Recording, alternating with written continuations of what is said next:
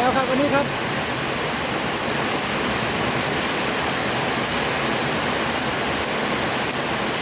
นิ่งๆตกนานๆเลยครับอย่างนี้ครับ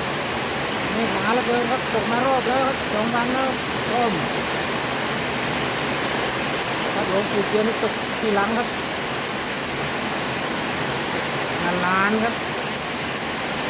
ไม่ลมครับ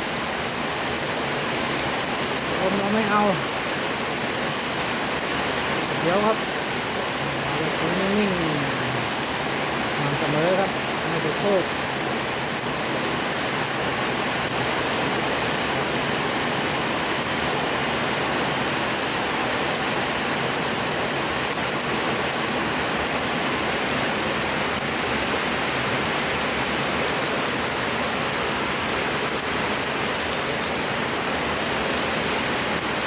ดีมากเลยครับ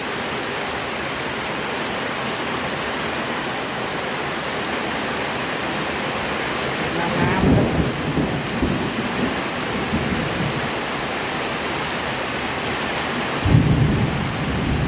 โอ้ทำเลยครับ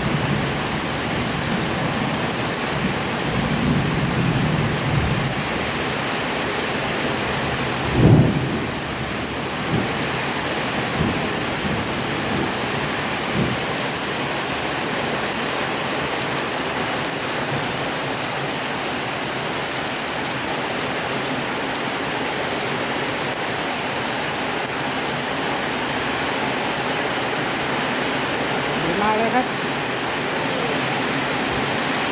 เด็กครับแน่นปุ๊บเลยครับก็อย่าให้มีลมแรงครับเอาฝนเยอะๆไม่เป็นไรครับ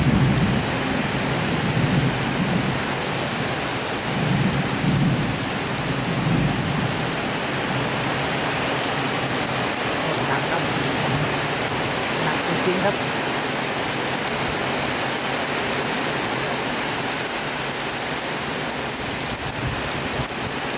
นี่น่าจะตกนานครับเล็กแน่นแล้วก็แน่นทุกๆทุกทางนะครับลมอาจจะตามมาทีหลังครับ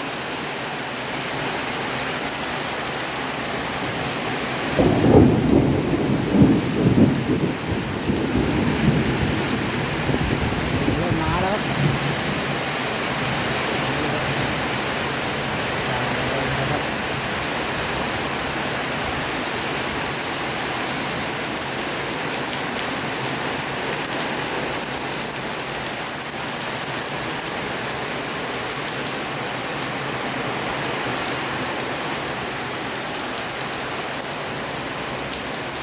น้ำมันเลยครับ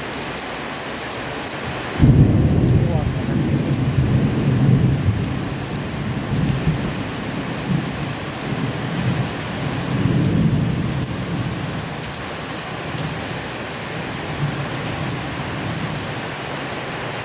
ทรายครับดูหมาวิ่งเข้าไปหรือเปล่าจะเข้าไปทรายผมเช็ดเลย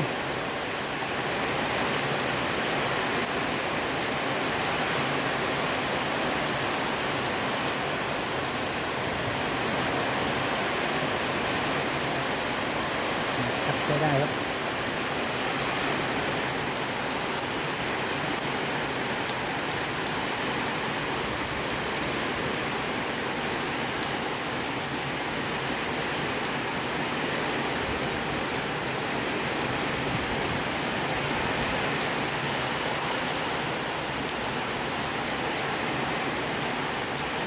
ลามกระทักเจดีย์พอดีเลยครับตรงกลางครับ